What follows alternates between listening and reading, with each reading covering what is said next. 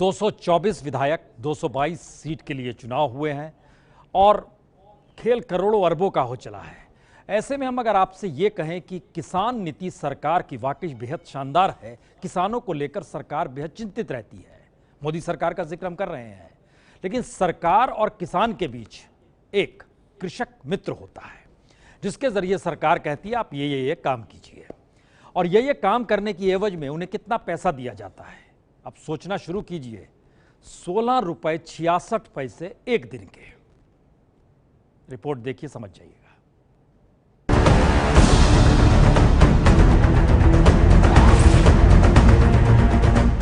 आज हम 8 साल से काम कर रहे हैं सरकार का।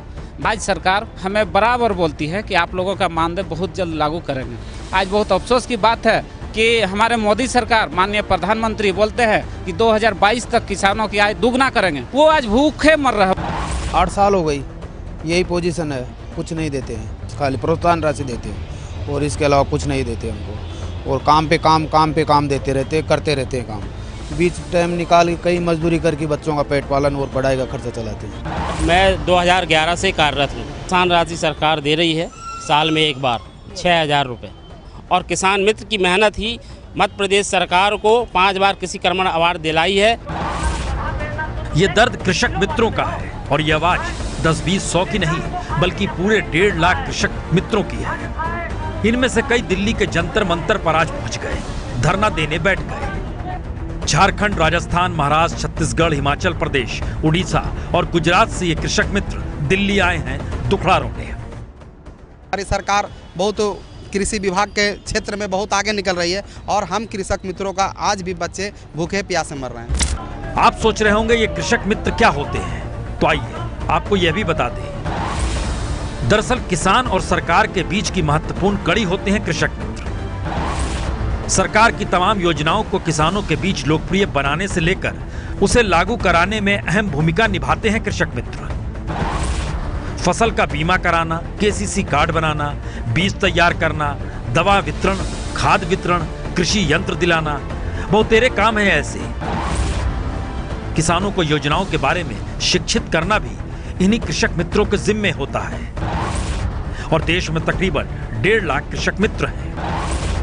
पर इतने सारे काम की एवज में आप सोच रहे होंगे इन्हें मिलता क्या है। जी, हर महीने 500 रुपए यानी साल में 6000 रुपए, यानी महज 500 रुपए देकर सरकार चाहती है ये तमाम योजनाओं का किसानों के बीच प्रचार भी करें, मदद भी करें, और सरकार की लापरवाही के चलते किसान नाराज हो जाएं तो उसे मनाएं भी। दरअसल कृषक मित्र इतने परेशान हो चले हैं कि कई खुदकुशी की धमकी देने से नहीं चक रहे। जरूरत पड़ी तो भूख हड़ताल करेंगे, जरूरत पड़ी तो हम आत्मदाह भी करने के लिए तैयार हैं। 2008 से काम कर रहे हैं, 1 रुपया हम लोग को नहीं मिल रहा है। राज्य सरकार के पास थक गए तो चल आए केंद्रीय, यहाँ क्या देना है या नहीं देना है सो बोल दीजिए यहाँ आके।